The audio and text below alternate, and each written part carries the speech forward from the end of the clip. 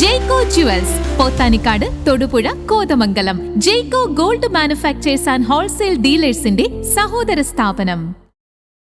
Kerala state beverages കോർപ്പറേഷന്റെ വെള്ളൂർകുന്നത്തെ ഔട്ട്ലെറ്റിൽ മോഷണശ്രമം. കടാതി പാലത്തിങ്കൽ പുത്തൻപുര നൈസാബിനെ മൂവാറ്റുപുഴ പോലീസ് അറസ്റ്റ് ചെയ്തു.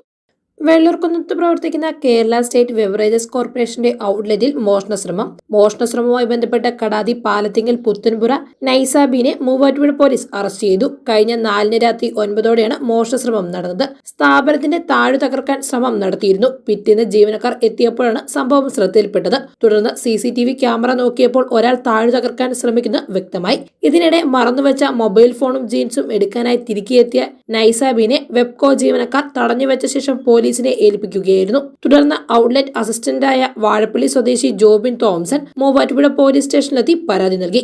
പോലീസ് വിവിധ വകുപ്പുകൾ പ്രകാരം കേസ് രജിസ്റ്റർ ചെയ്ത് അന്വേഷണം ആരംഭിച്ചു. സബ് ഇൻസ്പെക്ടർ PM റസീഖിന്റെ നേതൃത്വത്തിലാണ് അന്വേഷണം നടത്തിവരുന്നത്. News desk Muvattupuzha news. നേത്ര സംരക്ഷണത്തിന് നമ്മുടെ അഹല്യ ഫൗണ്ടേഷൻ ഐ ഹോസ്പിറ്റൽ, കേരളത്തിൽ എല്ലായിടത്തും.